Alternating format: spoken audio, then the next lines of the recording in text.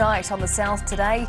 The nationwide egg shortage means busy times for a Dunedin farmer, but eggs aren't the only thing flying off his shelf. An Otago man is heading for the hills in a hiking effort to raise money for a good cause.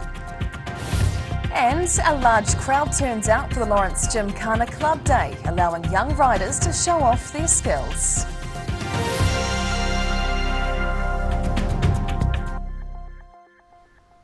Kia ora, good evening, I'm Hannah Wilkins. A nationwide egg shortage has left at least one Dunedin farmer unable to keep up with the heavy demand, following on from the ban of battery cages. The shortage has led to some egg lovers panic buying hens, but experts are warning about the amount of work needed to keep the small animals.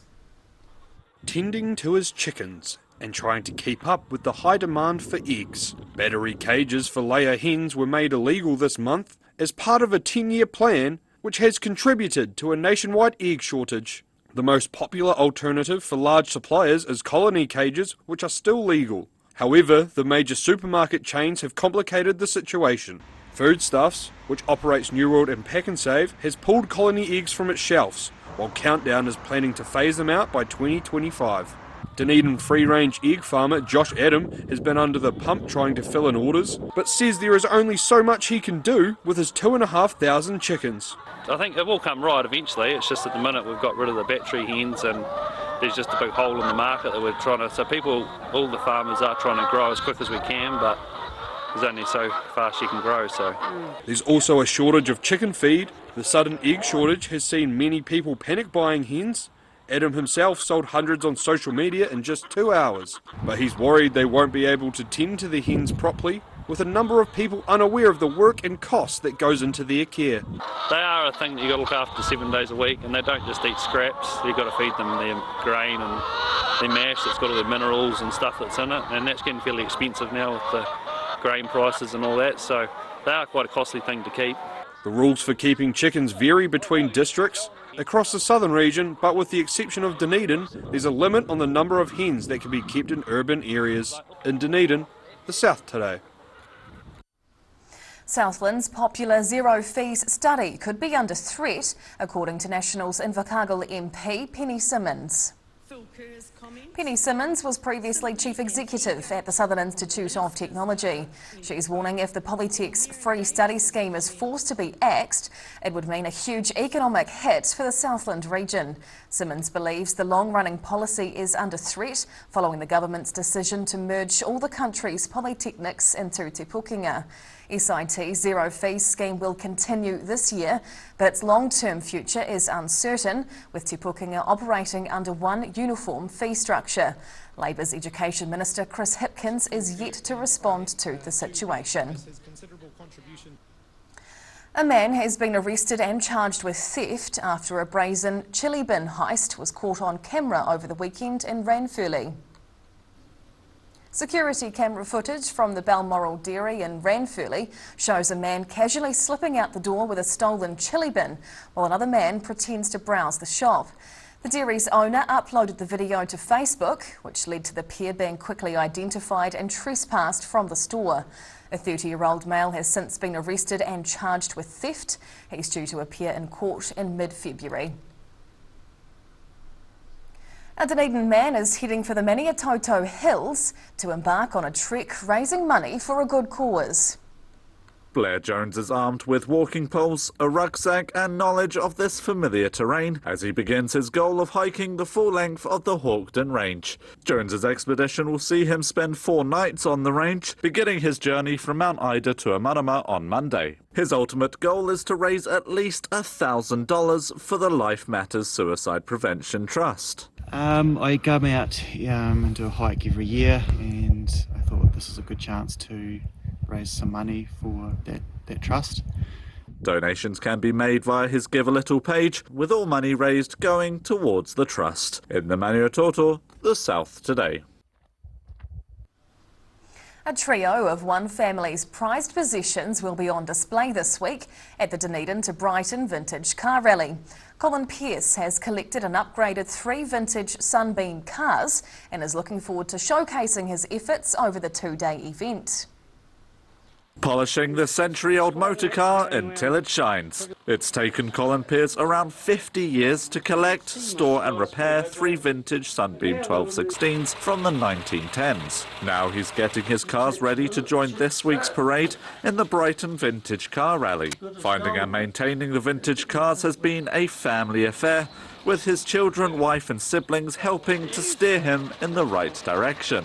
His brother helped him find one Sunbeam near abandoned in a Southland paddock and missing some vital pieces. The radiator was gone, the body was gone, the back axle was gone and the front axle was gone, wheels were all gone. So it was virtually only the engine, gearbox and chassis that was there. And while the Sunbeam engines might be genuine, the cars aren't exact replicas of their 1900s era models, with Pearce admitting they've made a few upgrades. I'm getting far too old to crack. I did up to about 10 or 15 years ago. Used to have to crack them to start them, but now they've got an electric starter in them and press the button and away they go. Pearce's vehicles will be on display on Wednesday morning in Dunedin's Octagon before the vintage cars make their way out to Brighton. In Dunedin, the South Today. About 300 people, along with 90 horses and ponies, turned out for the annual Lawrence Gymkhana Club Day over the weekend. The family-friendly event included a popular horse trek, as well as a range of showground events for young riders to show off their equine skills. Age was no obstacle at the Lawrence Gymkhana Club showgrounds as riders as young as 3 years old showed off their skills in the saddle. The club hosted around 300 people over the weekend for their annual horse and pony riding event. A cross-country trek along the Tuapeka River started off the weekend, proceeding to the showgrounds for a range of competitions and games for riders of all ages. Gymkhana it's a place for kids where kids can come and learn how to ride ponies and participate in games and just have some general fun. Organisers believe it's important the horses and ponies have fun too, with the range of riding skills on display making a great jumping off point for future competitive success. Probably the best part of the day is out there seeing these kids on their ponies get more and more confident and haven't seen the smile on their face when they get a few prizes at the end of the day. It's brilliant. The club's held the event every year without fail for almost 80 years, offering a range of challenges including jumping, barrel racing and obstacle courses for the local community. In Lawrence, the South Today. Yakane, still to come on the South Today.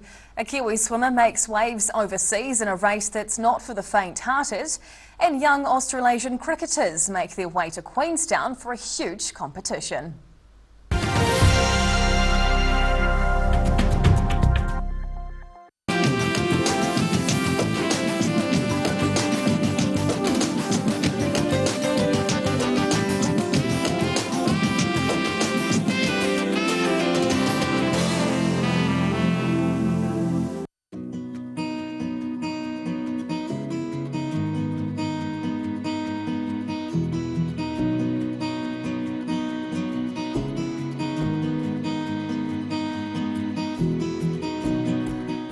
Hi, my name's Matt and I'm the Dines Group CEO. Dines is a company that's focused on selling logistics solutions to its customers. We're passionate about selling efficiency and we've been selling efficiency for over 50 years now.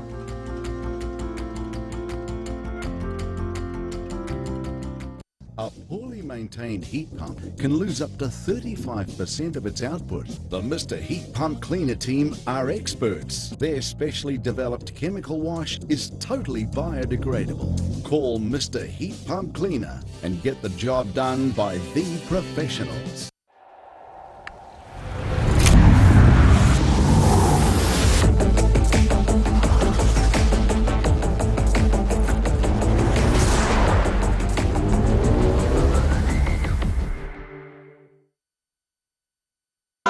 We're Age Concern Otago.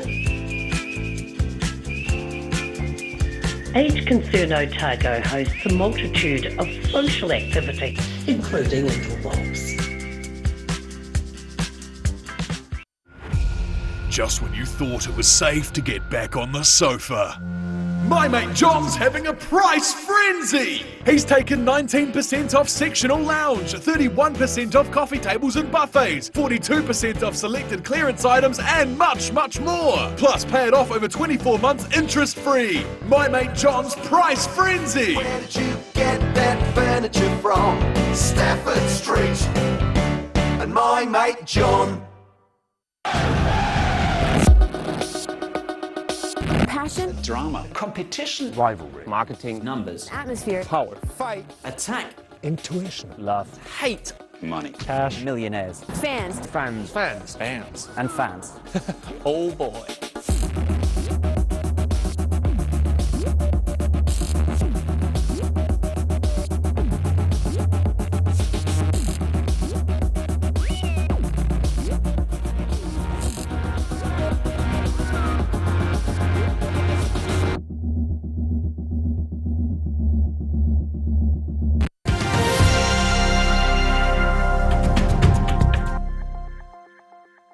Tēnā koe, welcome back.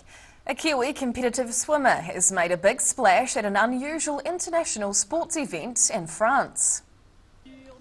Wanaka-based swimmer Rachel Armstrong won top place in her age group for the Ice Mile event at the Ice Swimming World Championships in France this week.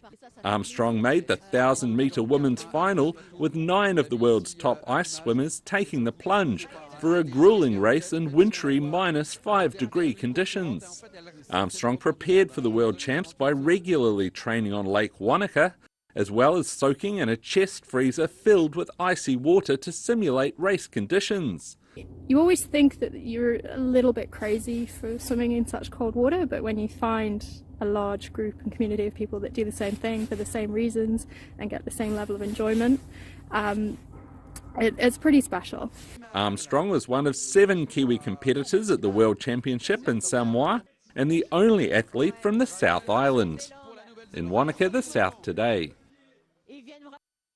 Young cricketers from across New Zealand and Australia have been gathering in Queenstown this week for the 7th annual Cricket Carnival. 12 high school cricket teams will spend the next 4 days competing across 6 venues in hopes of winning the top prize. Balls are flying as these young cricketers from across New Zealand and Australia take to the field for the 2023 Queenstown Cricket Carnival. The tournament's being hosted across 6 Queenstown pitches, including the Event Centre and Millbrook Resort. 12 high school teams will compete over 4 full days of cricket, with a combination of T20 games, plus limited over declaration matches. The Cricket Carnival's also welcoming back international competition, with 2 teams from across the ditch ready to take aim at the local boys. Well, we've got 12 teams, 2 from Australia, one that we have a reciprocal arrangement with, that's Orange from Western New South Wales, and a new one, the King's School from Sydney, who are a very strong cricketing school. He says the schools returning each year get a lot out of the tournament, with the young players exposed to some good cricketing competition. This year we've only set the draw for the first 2 days because we're going to see how strong the teams are. We don't want any mismatches. So after that we'll decide the next 2 days. And there's potential for the Cricket Carnival to grow further in the future, with interest from schools as far away as India. In Queenstown, the South Today. And now recapping tonight's top stories on the South Today. A Dunedin farmer is struggling to keep up with surging demand for his free-range eggs as business takes off. Dunedin man Blair Jones is aiming to raise thousands for a suicide prevention charity while hiking across the Maniototo. And young riders have taken to the saddle in Lawrence to show off their equestrian skills at the Gymkhana Club Day.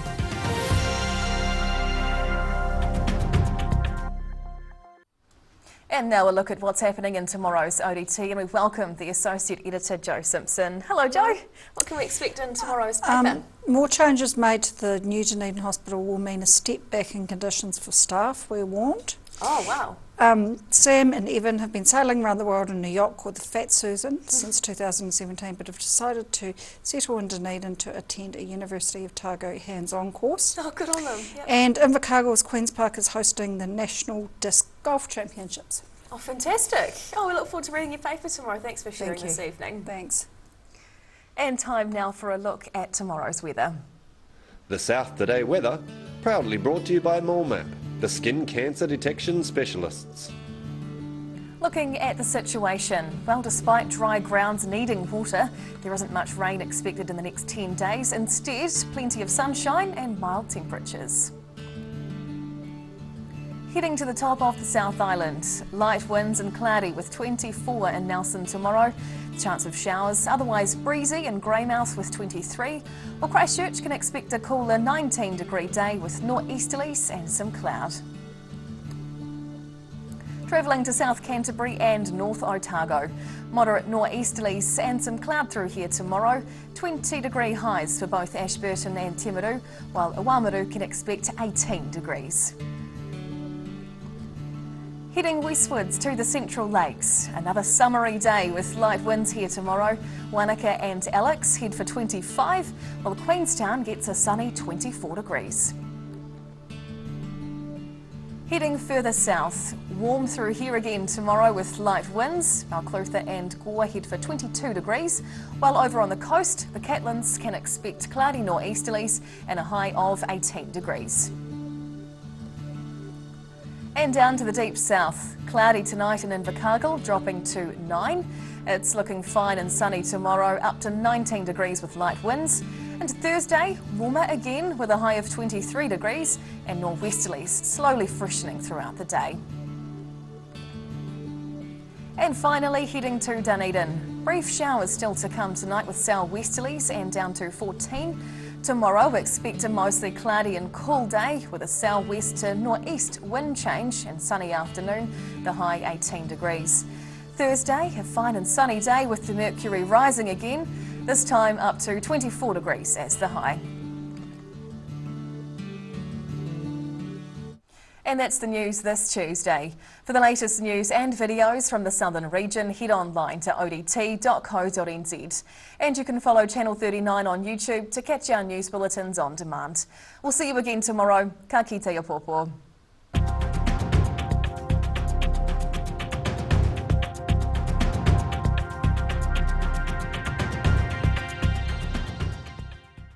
Public interest journalism funded through New Zealand On Air.